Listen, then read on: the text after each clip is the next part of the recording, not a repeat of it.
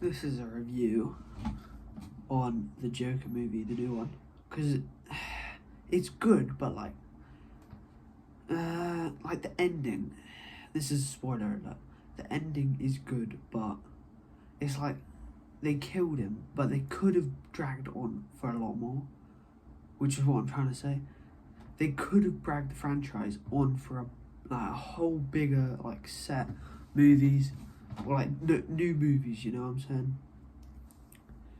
I got a bad hairline. What I'm trying to say is, it's a good movie, but most people would call it bad because it really is quite bad. It just focuses on how Arthur has a multiple, or he could have multiple identities, and he's in court most of the time, which most people don't really want to watch, which is quite true in fact. Because most people are calling it the worst Joker movie. I mean, the Joker 1 movie, absolute classic. It was so good, but number 2 kind of spoils it with the love interest of Harley Quinn. I mean, with their escape, it adds a bit of fun to it, but not too much, you know. It gives it that boost. You're gonna click off the movie, or you're gonna get out the movie theater, but then you see the escape and you're like, finally some action, and then you realise they get caught again, you know?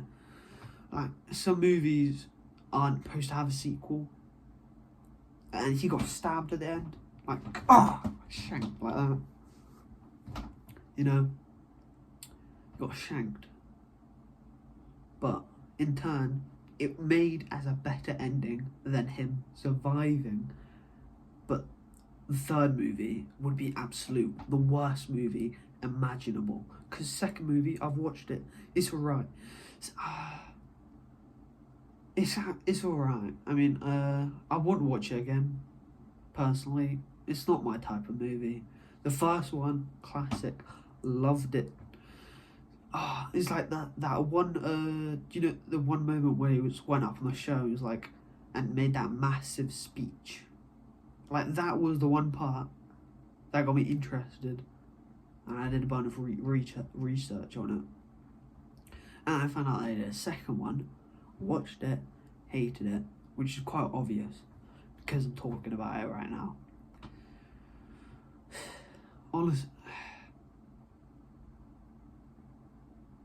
the whole movie is about him struggling on his identity crisis. I think I've already said this, but I'm going over it again. It's about identity crisis and how he's locked in a mental facility, and the guards love him but hate him, and they make him do jokes to get a cigarette.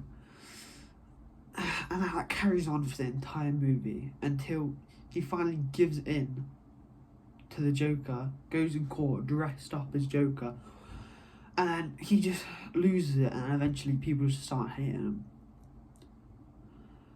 And then he gets stabbed at the end, which I've said 500 times. In my opinion, it's not a good movie.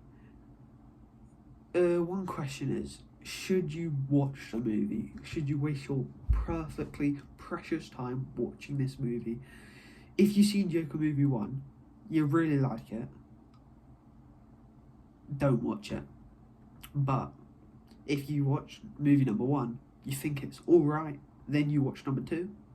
Because if you think number 1 is really good, standards are going to be so high for number 2, and then you just let it all crash down on the floor.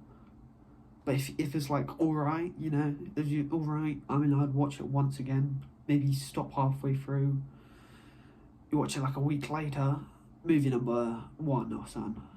Then you would watch number 2, do the same thing for that, and then it's not really worth the waste of time. If I had to do it, number 1 would be 8 out of 10, bro. That was a good movie. I should know 7.